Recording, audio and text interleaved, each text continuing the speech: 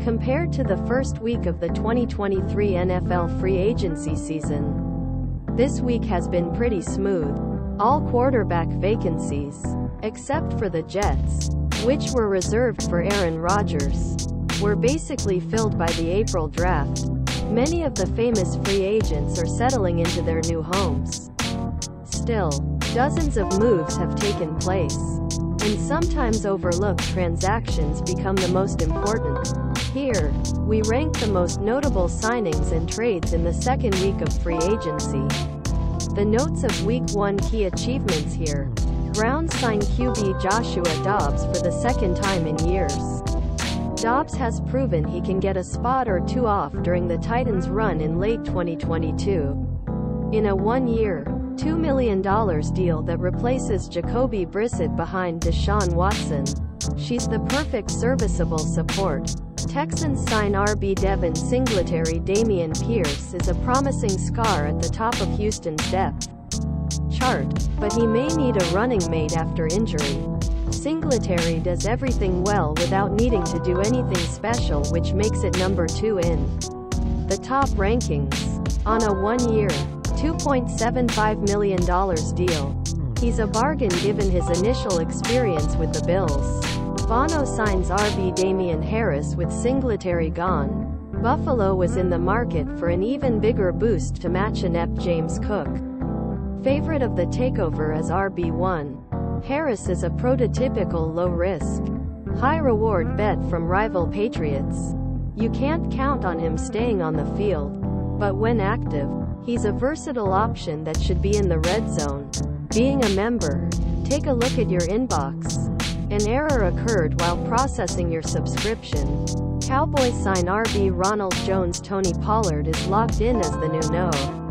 1 on the franchise label, and Jones is given a veteran replacement to replace Ezekiel Elliott, who leaves for Dallas on a cheap one-year deal. It's fine, but its use and effectiveness waned in 3 years, most recently with the champions Chiefs. Travis Etienne Jr. is centerpiece of the Jaguars' offense, and JaMycal Hasty has had relatively good relief in 2022 season. But Johnson had low mileage even at 27 and was explosive in limited doses for the Browns. Note B+ Browns acquired WR Elijah Moore. More energy hungry against Amari Cooper.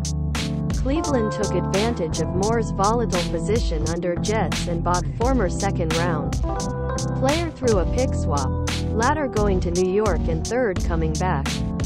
He's been bit volatile on and off the pitch, but on a rookie deal, he represents legit number 2 option for speedy player Deshaun Watson. Jets signed WR Mecole Hardman amid ongoing trade negotiations for Aaron Rodgers. New York gave its already stocked WR troops a makeover, but right now, it's arguably overpaid for the two resourceful, if not extraordinary, veterans at Allen Lazard and Hardman, who can earn up to $6.5 million on a one-year deal. There's no doubt that the former Chiefs role player is energetic, but he's wrapping up an injury-filled year in Lazard, Garrett Wilson, Corey Davis and perhaps soon Odell Beckham Jr. It feels like an unnecessary luxury. Panthers sign WR DJ Chark There. Would never be an easy way for Carolina to replace DJ Moore. But consider these two options. A.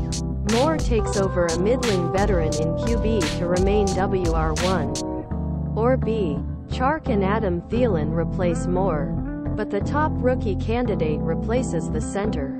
Chark has yet to mimic his peak in the Jaguars, but his height and speed are worth a year's flight.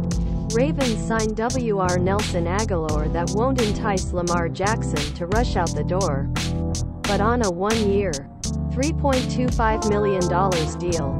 You could do much worse for a Type 3 expansion. Agholor is more volatile than you might think, but it still has water under the field. Colts sign WR Isaiah McKenzie with Parris Campbell's move to the Giants. Indy replaced some of his pace with McKenzie, who shined but failed to remain a reliable starting point for Josh Allen at Buffalo. He's a good rotational and special team piece, But all things considered, you'd probably rather have Campbell's advantage.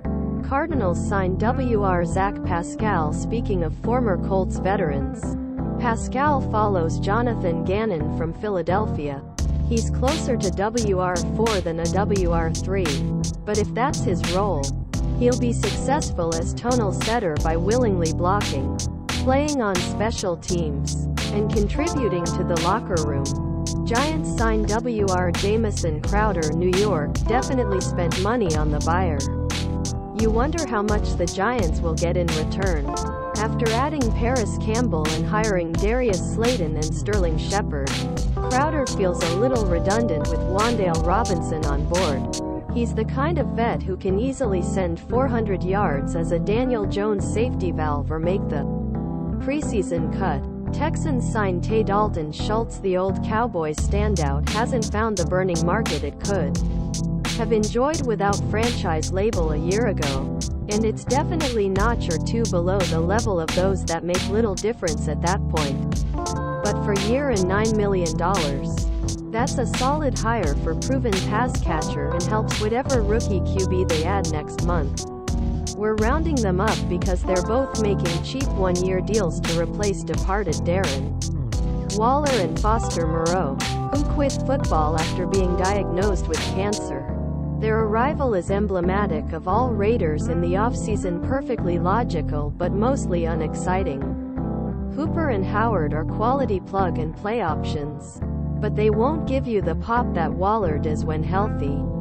Eagles sign LB Nicholas Morrow, with TJ and Edwards going to Bears and Kaiser White joining the Cardinals. Eagles needed another body to compete with Nakobe Dean. Morrow, 27, was resilient for Chicago in 2022 and has been slightly better in each of his last 3 years. Texans sign LB Corey Littleton. It's been a few years since the former Rams starting player has been an above-average defender, but with 71 starts under his belt, he's a handy pilot for the DeMeco Ryans restocked D. Titans signed CB Sean Murphy Bunting. Some of Tennessee's other gamblers deserve credit, like former Jaguar crossover racer Arden Key, and 25-year-old Murphy Bunting brings fresh legs, at least to the latter. However, he has missed 13 games in the last 2 seasons, and one of the Titans' biggest issues on defense was availability. For a few million more, they could have a slightly more promising vet like Byron Murphy or Emmanuel Mosley. Eagles sign Terrell Edmunds in the first week of free agency. Both CJ after losing to both Gardner Johnson and Marcus Epps. Philly seems content with having 4 or 5 former players competing for the 2 open jobs on the back end. Edmunds is the newest and most interesting member of their group. He was solid rather than flashy in Pittsburgh, but he's only 26 years old and has positional versatility.